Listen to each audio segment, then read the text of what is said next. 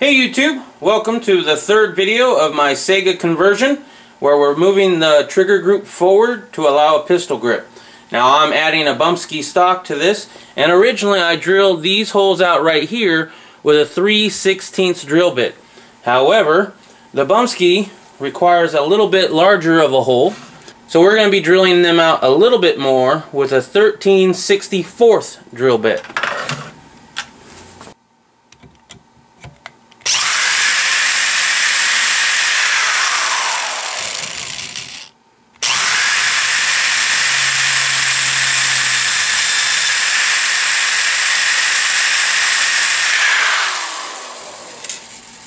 And now on the other side,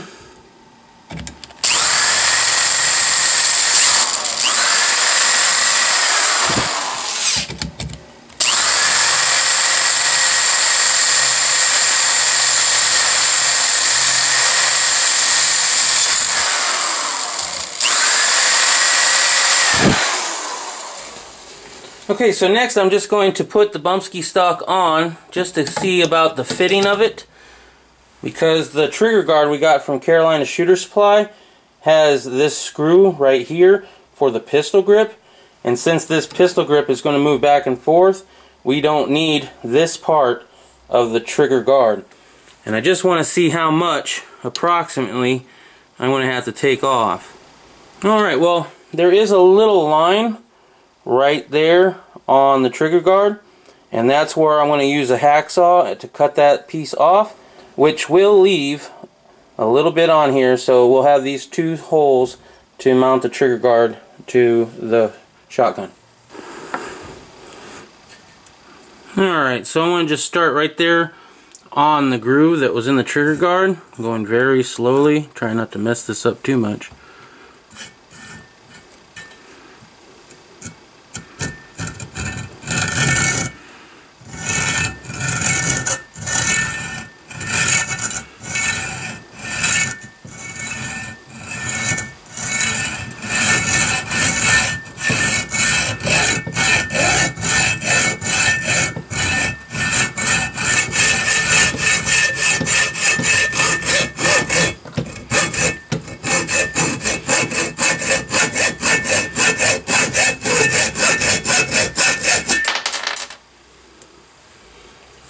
Alright, so let's go ahead and file that down a little bit. So what I'm going to do is I'm going to take my file here, and I'm just going to file it kind of rounded.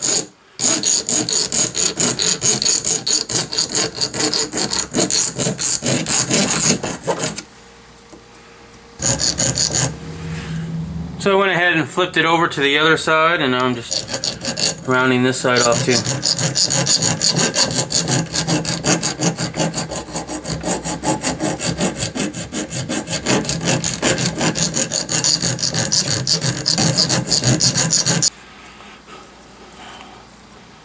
Alright, that seems pretty rounded. Let me just get this one last edge a little bit. Alright guys, so notice that I have the safety all the way down. This is the bottom side of the shotgun.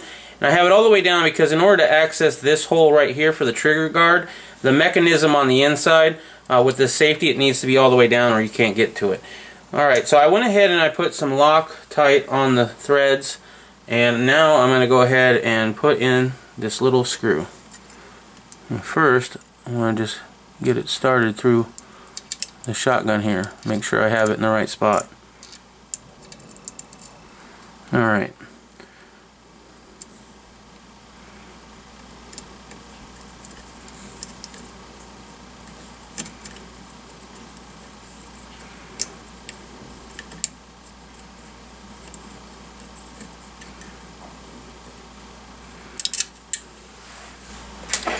Okay, so with that in place, I'm going to go ahead and put the safety back, because we're going to now install the safety stop plate, and that just goes in between the trigger guard and the frame of the shotgun. Now just making sure that the holes line up on the safety stop plate and the trigger guard. I'll go ahead and put this other one in now. Now with this, I'm going to have to pull back on the trigger guard a little bit right here because it doesn't quite line up. It's really close though, so just by pulling forward on the trigger guard, that should bend it enough that I can get this started.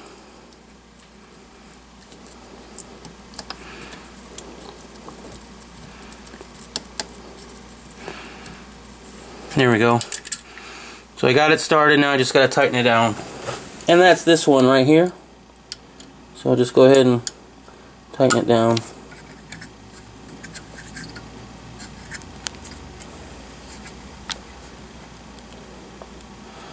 Alright.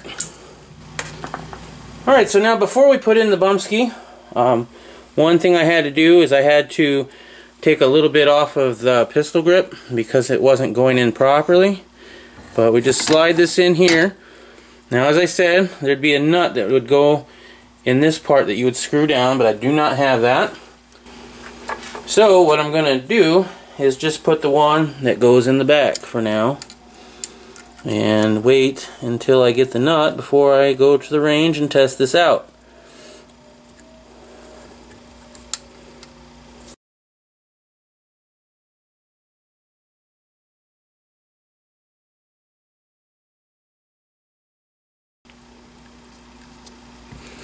Alright, there we go.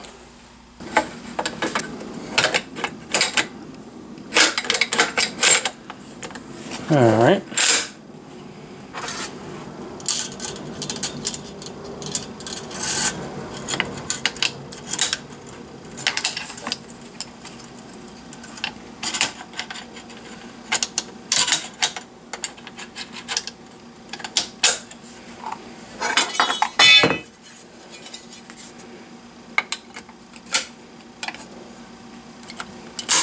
Alright, so now that I got it all put back together, here it is.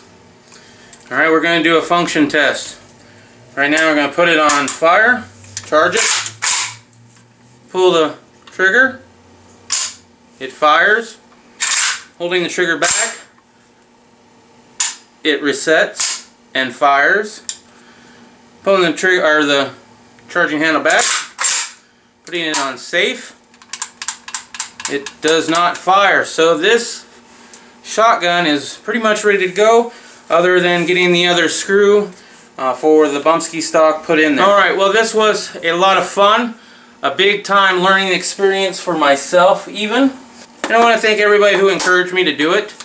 A few of my friends said, hey, you know, go for it, you can do it. Especially Yankee 4 apparently. Thank you Yankee 4 for giving me the encouragement of going through with this. Really appreciate it. And to everybody else out there that said, you can do it.